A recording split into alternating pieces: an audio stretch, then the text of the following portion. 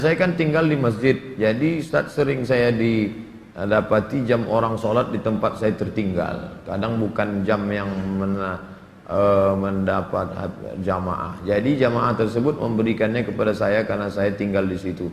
Bagaimana itu Pak Ustaz? Buat pengumuman kehilangan, pernah saya buat gak ada respon. Sekarang di kamar saya ada 2 jam orang tertinggal. Misalnya saya mau pakai, gimana hukumnya Pak Ustaz? Ini namanya luqatah. Luqatah, barang temuan itu menjadi milik engkau wahai adinda kalau sudah setahun tak ada pemiliknya. Setahun tak ada pemiliknya, catat tanggalnya. Setahun tak ada pemiliknya, maka punya engkau. Berdoalah, pokoknya selama setahun itu berdoa supaya tak datang pemilik. Kalau dalam setahun itu ada pemiliknya, apa boleh buat, belum rezeki. Mudah-mudahan ada yang kehilangan lagi. Kenapa sebagian orang tak mau baca Sayyidina dalam salawat Nabi? Apa alasannya? Alasannya karena katanya menambah-nambah. Allahumma salli ala Sayyidina. Yang tambah-tambah. Nabi tak pernah menyebut. Nabi sendiri menyebut. Ana Sayyidu waladi Adam. Hadis sahih. Ana Sayyidu waladi Adam. Aku pemimpin anak cucu Adam. Maka saya pun menyebut Allahumma salli ala Sayyidina Muhammad. Allahumma salli wa sallim alaih. Tapi saya tak ekstrim. Yang mau pakai Sayyidina silakan. Yang tak mau pakai Sayyidina tak apa-apa. Tapi saya pakai Sayyidina jangan salahkan. Dalam solat tak membaca bismillah dalam baca Al-Fatihah, apa solatnya sah? Tentang baca basmalah dalam Fatihah hukumnya 3. Mazhab Syafi'i pakai bismillah jahar. Bismillahirrahmanirrahim. Syafi'i. Kalau Hanafi sama Hambali, Alhamdulillahi Rabbil Alamin Ar-Rahmanir Rahim. Itu Hanafi sama Hambali. Kalau Maliki tak pakai bismillah sama sekali. Allahu Akbar.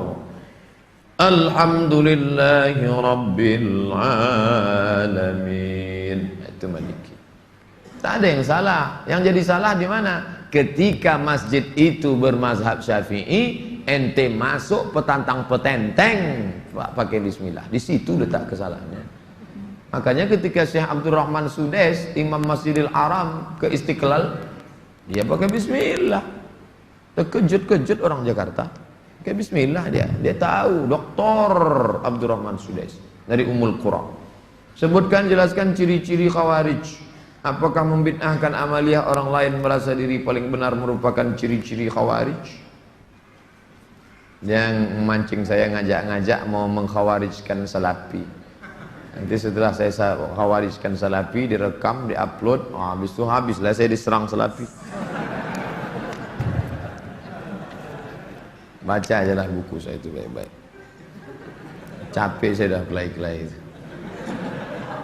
Apakah Hajar Aswad sudah ada sejak Nabi Ibrahim? Hajar Aswad itu adalah salah satu barang pernak-pernik surga yang ada di bumi. Hadisnya sahih bahwa batu Hajar Aswad itu dulu putih, lalu karena banyak dipegang orang berdosa maka berubah menjadi hitam. Itu bukan pendapat ulama, hadisnya sahih tentang Hajar Aswad. Dibawa Nabi Adam rindu dengan surga, maka diturunkan Allah. Jadi bukan Adam. Ada pula saya dengar orang ceramah, waktu Nabi Adam mau turun ke surga, dia ada mau bawa, diambilnya batu, dikepitnya di ketiaknya. Bukan begitu. Adam sudah turun, lalu rindu ke surga, dibawa Jibril. Kata Jibril, ini oleh-oleh dari surga. Itulah Hajar Aswad. Aslinya putih, tapi karena dipegang oleh orang-orang berdosa, menempel dosanya itu di batu itu menjadi hitam. Bukan yang bulat itu Hajar Aswad. Ada butir-butir kecil-kecil hitam-hitam dia, tengok dari dekat. Itulah Hajar Aswad, ditempelkan ke dalam batu. Baru dibalut dengan cangkang yang terbuat dari besi. Nah, itu yang dicium. Batu kecil-kecil dalam. Yang besar itu batu biasa, ditempelkan ke dalam batu biasa. Hajar Aswad namanya. Kalau istri tadi putih kemerahan, panggil dia Humaira. Kalau hitam ya Hajar Aswad. Jangan marah deh.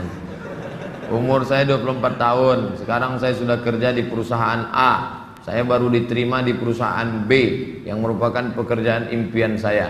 Tapi jika saya mengambil pekerjaan di perusahaan B, saya tak boleh menikah selama setahun. Sedangkan calon saya tak mau menunggu karena orang tuanya sudah tak bisa menunggu. Menurut Ustadz gimana? Karena di satu sisi saya ingin bekerja di perusahaan B karena gajinya lebih besar dan itu pekerjaan impian saya. Tapi penempatannya di luar kota. Jika jadi menikah kami bakal LDR. Tolong Pak Ustadz, ini tak ada masalah fikih, ini masalah perasaan. Saya hanya bisa menjawab masalah-masalah fikih. Adapun masalah perasaan,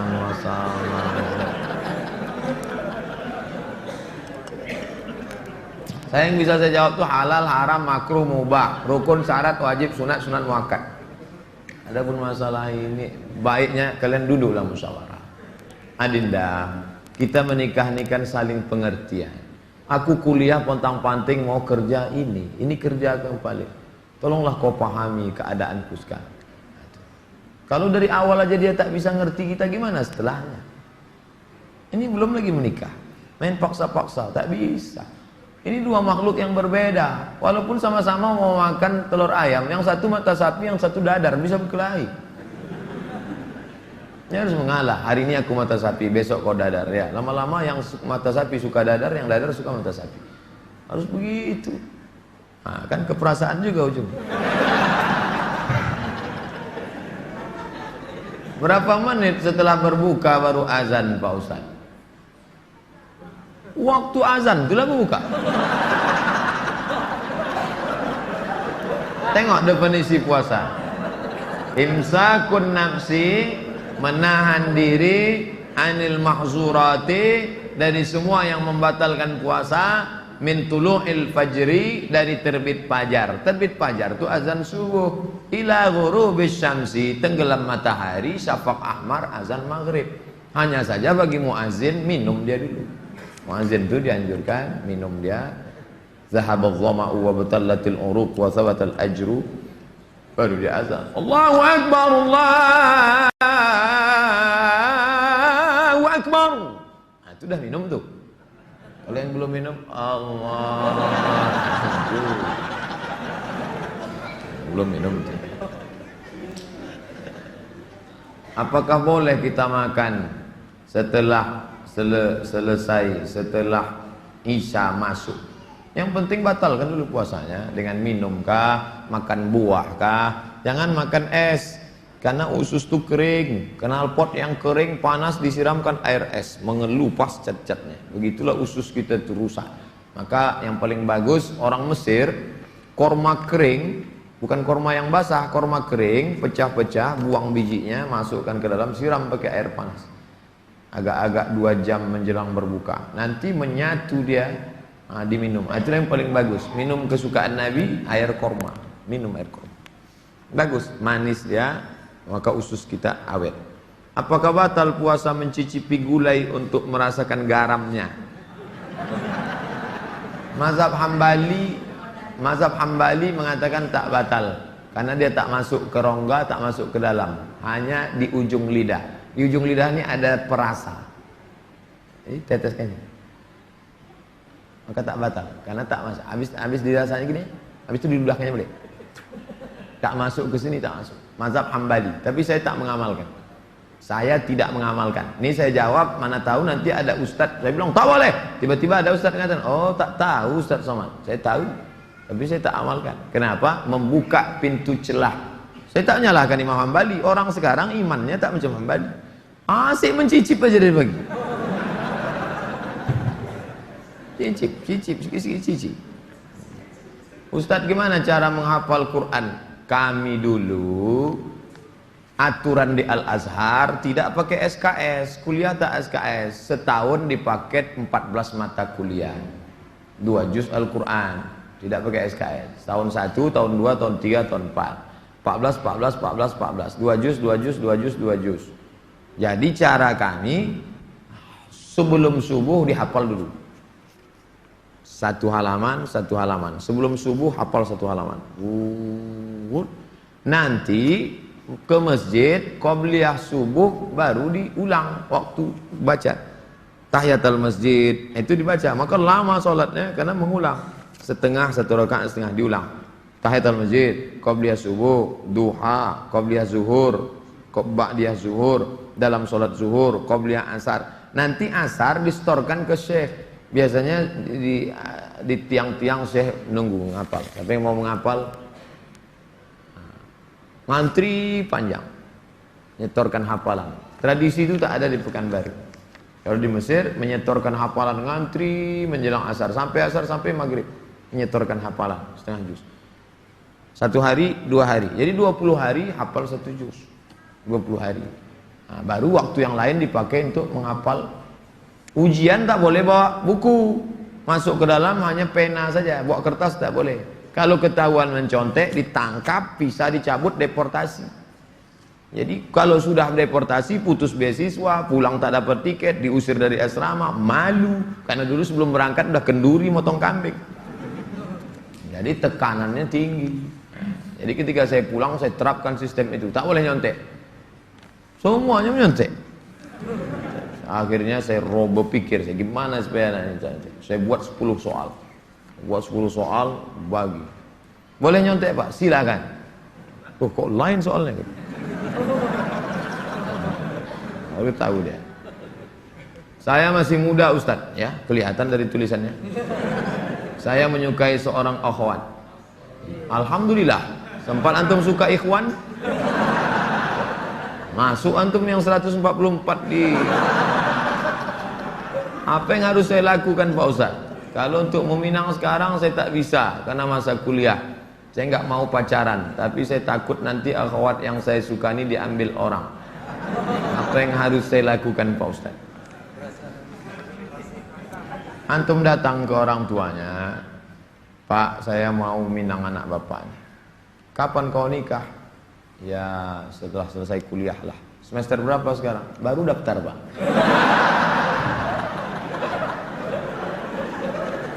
Itu rasa-rasa biasa saja itu adik-adik sekalian. Nanti setelah sekalian kuliah, banyak yang lebih cantik, lebih mantap dari itu. Anggap ingin lalu aja. Tak ada. Nanti setelah kalian selesai, banyak yang lebih hebat lagi daripada itu. Maka tundukkan pandangan. Yang gadis-gadis bagus pakai cadar supaya tak nampak laki-laki wajah. Ustadz di mana di Pekanbaru ini tempat belajar tahsin ngaji? Ustadz Hardi LC. Datang ke Tafakuh. Banyak kajian. Jamnya ada. Datang ke kantor Tafakuh depan gedung guru. Dari sini sebelum Purna MTQ, gedung guru sebelah kanan ada perkantoran Sudirman. Di depannya ada karaoke Rosa. Tapi jangan antum masuk ke situ. Kanan karaoke, yang kirinya Tafakuh Dr. Mustafa Omar. Tanya, ada Ustadz Hardi? Nah, daftar tahsin dengan Ustadz Hardi. Ustadz, Nabi Muhammad tak pernah cukup puasa sebulan pada bulan Sya'ban. Bagaimana kalau puasa bulan Rajab? Tak pernah, tidak pernah cukup puasa. Pernah Nabi. Bulan Sya'ban pernah Nabi sebulan. Karena Rasulullah SAW yasumu Sya'ban kullahu. Kata ulama makna kullahu, pernah dia sebulan. Tapi tidak tiap tahun. Pernah, tapi tidak tiap tahun.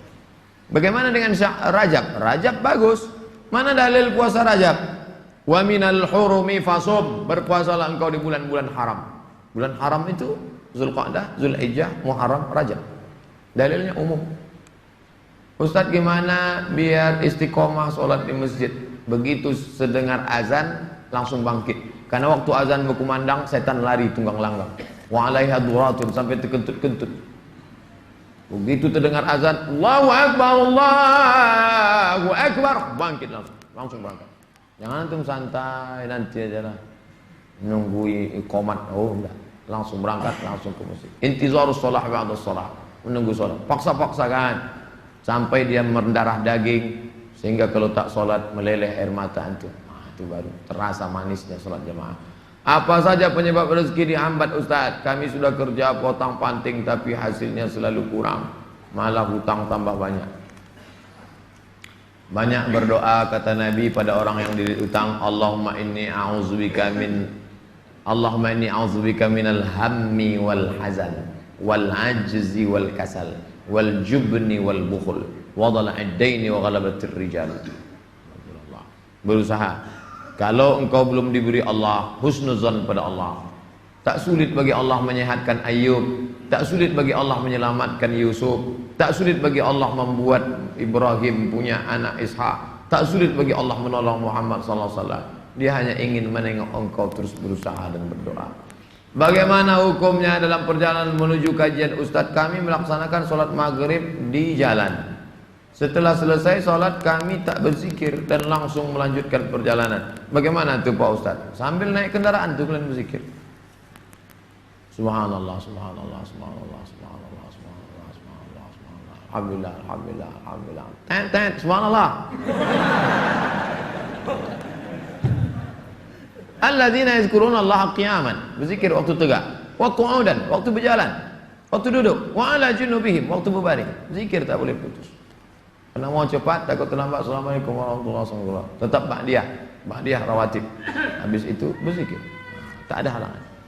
Ustaz, bila kita mempunyai masa lalu yang suram, apakah harus diungkapkan atau tidak pada calon suami istri? Dosa apabila tidak diungkapkan, tidak dikasih tahu.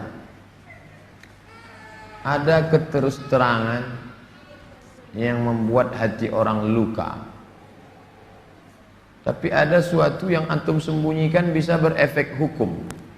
Inishtarata saiban, inishtarata bikran. Kata Imam Ibn Taymiyah dalam kitab Majmu' Fatawa, dikutip oleh Imam Sayyid Sabiq dalam Fikih Sunnah. Yang punya teks Ibn Taymiyah, nama kitabnya Majmu' Fatawa. Dikutip oleh Sayyid Sabiq, dibuatnya dalam kitab Fikih Sunnah. Inishtarata bikran fapanat saiban falahul fashu. Kalau seorang suami mensyaratkan istrinya mesti perawan, ternyata tidak perawan, maka dia punya hak fasah membatalkan pernikahan. Jadi kalau sekedar antum dulu pernah nonton karaoke, tak perlu antum ceritakan. Ditanyanya, kau solihah? Insya Allah bang. Masa lalumu, siapa yang tak pernah punya masa lalu? Emangnya kau suci? Tapi kalau sudah masalah implikasi hukum, antum mesti terus terang. Karena kalau antum bohong, maka dia punya hak fasah. Nah, ini hati-hati. Setelah itu cerita, tapi bahaya juga. Ini kalau cerita dia tak jadi, tak mau. Bukakannya ke yang lain, alamat. Pokoknya gawat lah itu dah. Bila wanita menolak menikah karena alasan menuntut ilmu yang disuruh orang tuanya, bagaimana menurut Pak Ustadz? Kenapa dia tak mau menikah? Ayahnya maksa dia harus selesai S3 baru nikah. S2 23, S3 tambah lagi, S2 25, S3 3 tahun 28. Kau setelah doktor baru boleh menikah. Begitu kata bapaknya. Hadapi bapaknya. Keras bapaknya nih Pak Ustadz. Bapaknya orang apa? Orang Kabupaten Kampar. Ajak Ustadz Mustafa Umar. Bapaknya orang apa? Orang Jawa. Ajak Ustadz Jamhur. Jumpa sama Ustadz Jamhur. Assalamualaikum, Waalaikumsalam. Pripun kabari apik? Oh, katanya bapak tak mau ngasih anak bapak nikah sama dia. Saya bukan tak mau, itu saya ngasih alasan aja biar tak jadi sama dia. Tapi ini orangnya baik Pak, baik orangnya, sopan. Oh, jadi ada pintu celah masuk ke dia. Bapaknya itu kan manusia, bukan robot. Ada hatinya. Kau sentuh tepat di hatinya, dia akan jadi milikmu untuk selamanya. Sebelumnya mau ucapkan selamat milad ke-40. Bolehkah itu mengucapkan selamat ulang tahun? Saya tak merasa 40. Saya lahir tahun 1397 Hijrah. Jadi umur saya sekarang sudah 42 tahun. Saya pakai Hijriah. Maksud pertanyaannya, bolehkah mengucapkan selamat ulang tahun? Pernah tak Nabi mengulang hari ulang tahunnya? Ya Rasulullah, kenapa engkau puasa hari Senin? Zaka yauma wulidtu, hari Senin aku lahir. Ada dia menyebut hari kelahirannya, tapi diisinya dengan ibadah. Kalau mengingat hari lahir dengan sedekah anak yatim, pergi ke jumpa Pak Yazid, sedekah. Pak Yazid, berapa anak yatim di sini? Ada 200. Tolong keluarkan. Semuanya, 5 orang aja Pak. Iko ada nasi bungkui kok. Makan bersama. Dek, makan ya. Adik kenapa tinggal di sini? Ayah saya meninggal, adik. Syukur atas nikmat. Tak salah. Tapi kalau dikumpul kawan-kawan, hari ulang tahun, dipecahkan telur ayam, telur itik, telur bebek, dikasih pula ini, diikatkan di tiang listrik, disiram kopi, rupanya ada kabel telanjang, kontak mati. Buat dosa aja.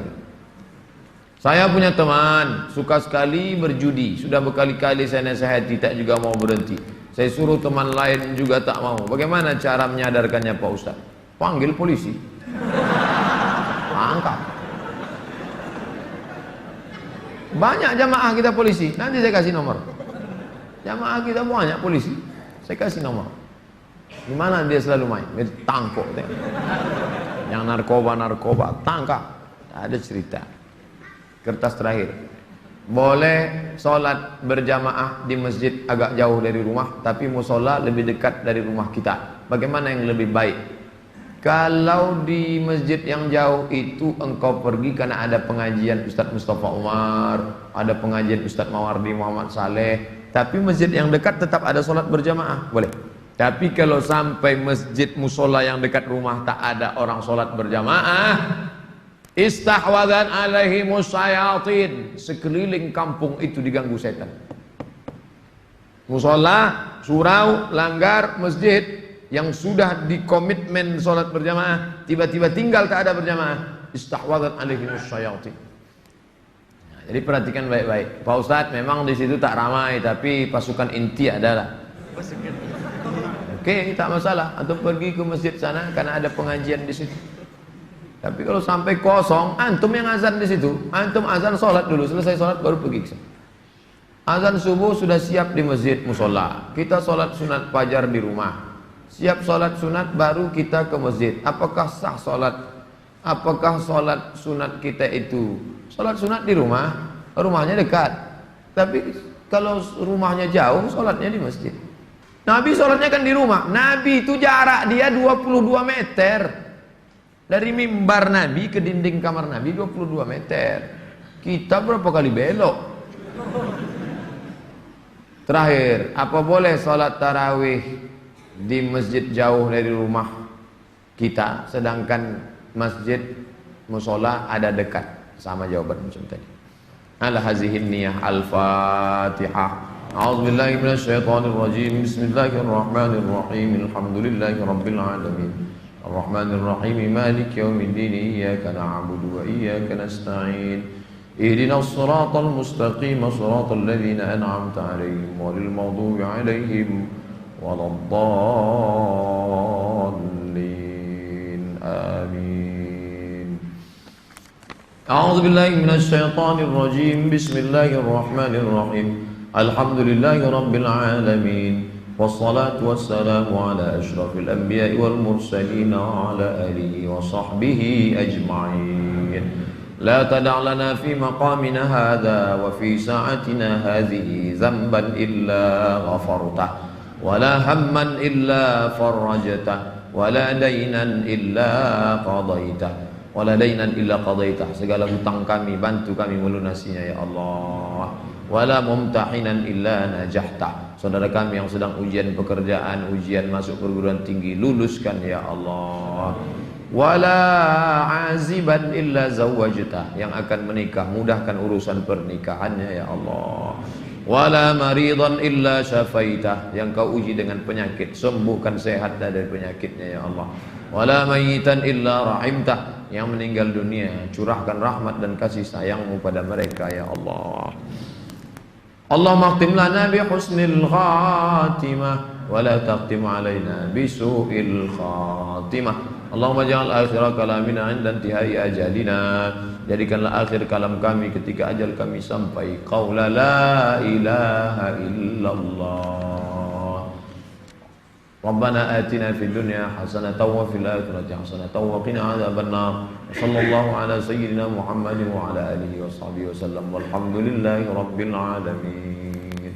Taqabbalallahu minkum minna wa minkum taqabbal ya karim.